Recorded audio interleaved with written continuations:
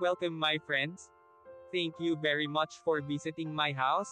And sorry, the other parts of my videos, camera, are replicating, blur, or bright, because it's my time that I did it on purpose so that other people who pass by on the walking street in Balibago won't expose their faces too much.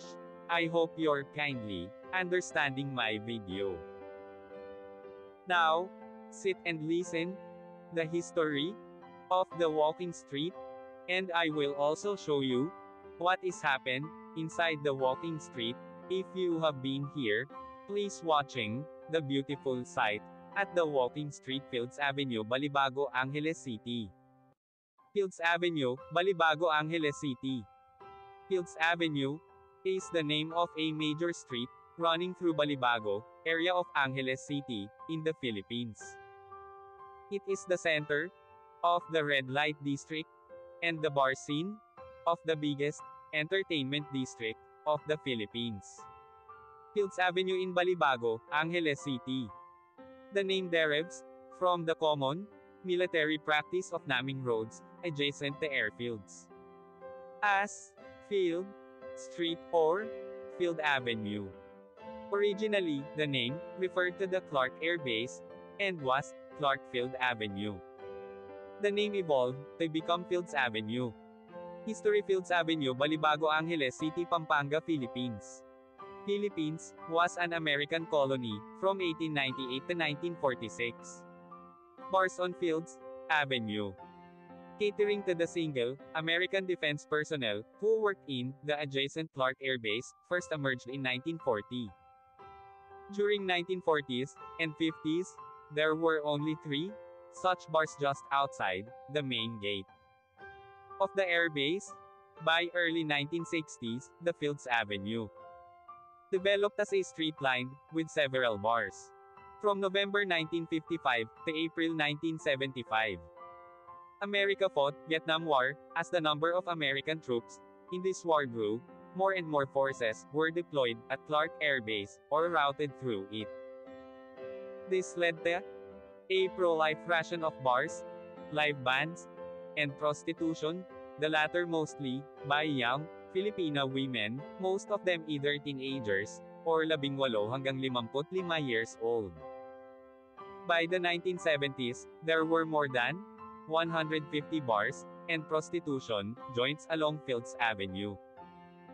This led to a mushrooming of related, ancillary industries in the vicinity, namely music bands, hotels, doctors, hairdressers, and money exchange transfer services. In its heyday, Fields Avenue provided direct or direct employment to nearly 20,000 Filipinos, including plumbers, electricians, and security guards. In the 1980s, though the American presence remained steady, the bars and prostitution shops continued the pro-life rate. Many bars and prostitution dens were owned by Americans, as well as local politicians, thus leading to a nexus between the locals, politicians, and American military and ex-military personnel. With the withdrawal of American Defense Forces from Clark in 1993, many of these establishments changed hands, but continued to do business. As Clark was turned into a Special Economic Zone, SEZ, these bars and prostitution joints changed their clientele to suit their new customers, Japanese and Korean businessmen. Restaurants serving food from these countries began to appear, and signboards in these languages were put up. The period from 2000 hanggang 2010 saw further expansion of these joints, as the area was relabeled as an entertainment district. While prostitution was officially banned, girls working here were simply redesignated as guest relations officers (GRO), and prostitution continued in practice. Since then, bars and prostitution joints have continued to pro-life rate and expand. The extent of these establishments has continued further on both sides of Fields Avenue, and many smaller streets of Fields Avenue also sport smaller such establishments. In 2010, a section of Fields Avenue, at the end where it meets the MacArthur Highway, was named as Walking Street, Mimikang Walking Street in Pattaya. This section was made pedestrians only, with road traffic banned from 6 p.m. to 6 a.m. People arriving by air either take a taxi direct to hotel or a jeepney to Main Gate Jeepney Terminal, located between the North SM Mall, Fields Avenue to south, and Bayanihan Park to east. Those arriving from Manila by bus ask the driver to drop them off at the corner of Fields Avenue and MacArthur Highway, or alight at Capas Angeles Transport Terminal, which is also walking distance from Fields Avenue and the MacArthur Highway. The presence of family-oriented activities on the other side of Fields Avenue, namely shopping malls, as well as activity centers in Clark Air Base, has led to a neat separation between the two. Fields Avenue tends to cater more to single foreigner men, and sometimes women too, with at least 5 bars featuring gigolos and gays, while the rest of Clark caters to family-based entertainment. Fields Avenue remains among the safest streets in the region, with restaurants and hotels.